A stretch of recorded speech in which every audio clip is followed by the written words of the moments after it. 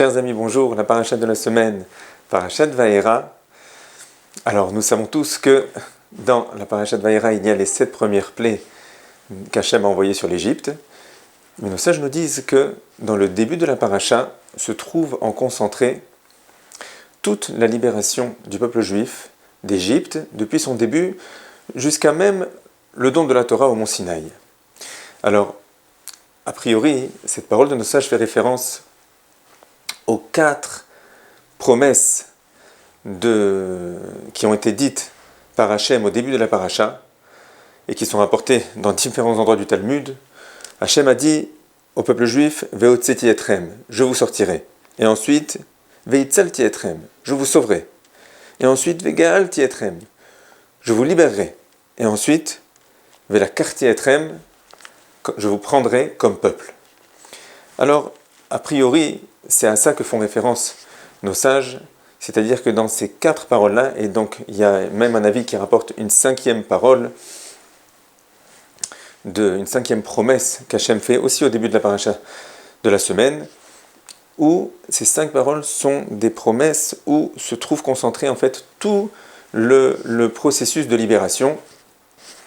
Et nos sages disent d'ailleurs dans le traité Psachim, dans le Talmud, que pour commémorer ces 4 promesses, ces 4 manières de délivrer qu'Hachem va mettre en œuvre contre l'Égypte, eh bien, en référence à ces 4 paroles, il y a les 4 verres de vin que l'on boit le soir du Seder de Pessah.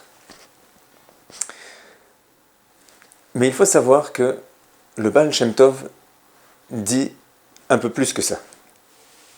Il dit que c'est même dans le premier pasouk, dans le premier verset de la paracha, que se trouve déjà toute la libération du peuple juif, et depuis vraiment sa source.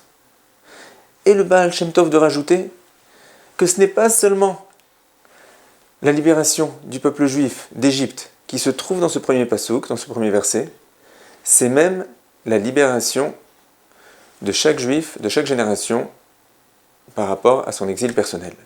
Alors, c'est intéressant. Quel est ce premier pasouk de la paracha? Eh bien, le premier pasouk dit « Vaidaber Elohim el Moshe, vayomer elav, ani Adonai ». Alors, il faut remettre les choses dans leur contexte. À la fin de la paracha précédente, donc juste avant ce verset-là, Moshe Rabbeinu a dit à Hachem, « Hachem, pourquoi fais-tu du mal au peuple juif? Depuis que tu as dévoilé que tu veux les sauver, Pharaon ne fait que endurcir l'esclavage.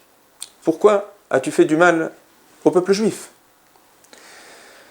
Et vient alors le premier verset de la paracha, qui doit donc être une réponse d'Hachem à Moshe Rabbeinu.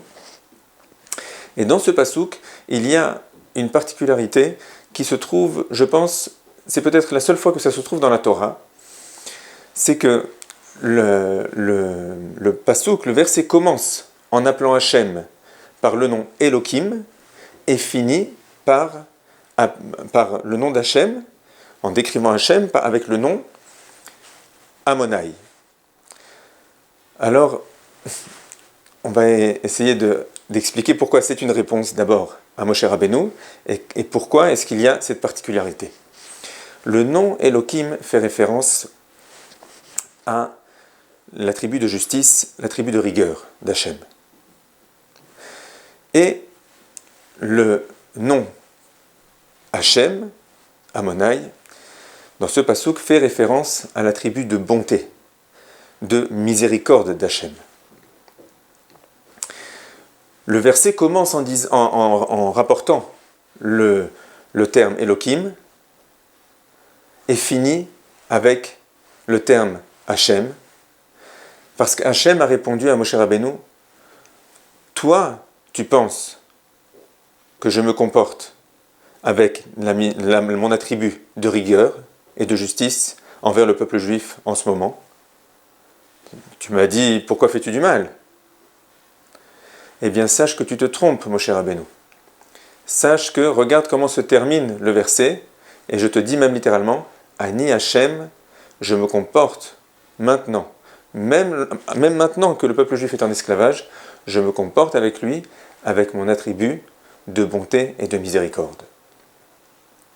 Au passage, beaucoup de Mefarshim, beaucoup d'explicateurs expliquent où est-ce que derrière l'esclavage en Égypte, il y avait malgré tout une très grande miséricorde d'Hachem. Par exemple, le Khatam Sofer explique qu'à l'origine devait être décrété 400 ans d'esclavage, mais Hachem, par toutes sortes de calculs de calculs, eh bien Hachem a réduit techniquement non seulement la présence du peuple juif en Égypte à 210 ans, et sur ces 210 ans, il n'y a eu que 86 ans d'esclavage propre. Donc on voit ici qu'il y a, oui, l'attribut de miséricorde. Et le Ari Akadosh lui-même dit que pendant cette période de l'esclavage, le peuple juif est arrivé à réparer la faute d'Adam Arishon, du premier être, Adam. Donc, ça montre que c'était pas une punition ou de la rigueur. Non, Hachem leur permettait de faire des réparations extraordinaires. Donc, on a donné des exemples de la miséricorde qu'il y avait dans l'attitude d'Hachem, mais voilà, on a donné le sens du verset, de ce premier verset, qui est « Toi, Moshe, tu as pensé tel que tu t'es adressé à moi. Tu as pensé que je me comporte envers le peuple juif avec mon attribut de justice et de rigueur. Sache que tu te trompes, je me comporte avec mon attribut de bonté et de générosité. » Maintenant, comment est-ce que le Baal Shem Tov explique que se trouve dans ce verset-là toute la libération du peuple juif d'Égypte et la source de la libération de chaque juif, chacun de son exil? Pourquoi? Alors, le Baal Shem Tov explique que jusqu'à maintenant, le peuple juif pensait que Hachem leur tournait le dos. Et donc, il ne voyait absolument aucune chose à faire pour que les choses changent. Moshe Rabbeinu a entendu ce premier verset d'Hachem. Qu'est-ce qu'il a fait immédiatement? Il l'a dévoilé. Il a dévoilé cela au peuple juif. Il leur a dit, mes frères, Hachem ne nous tourne pas le dos, il est là, il nous regarde, il nous aime, on est ses enfants, et pour une raison qu'on comprendra ou qu'on ne comprendra pas, on doit vivre cet exil. Et une fois qu'ils ont entendu ce message, alors tout a commencé.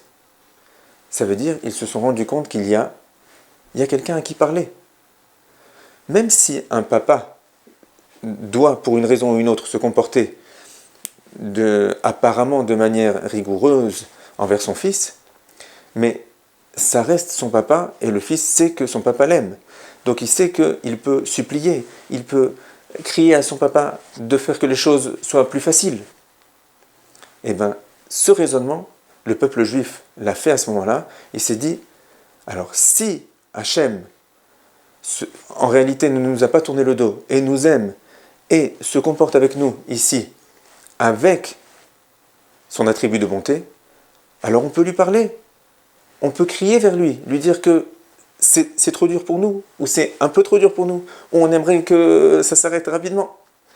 Et on voit que dans la suite des versets, Hachem dit que la délivrance a commencé parce qu'il a entendu les cris du peuple juif. Les cris que le peuple juif a adressés envers Hachem pour lui demander de l'aide. Et on comprend aussi que c'est ici la source de toutes les délivrances de chacun de nous, que chacun comprenne que dans une épreuve un peu difficile qu'il passe, Hachem ne lui a pas tourné le dos.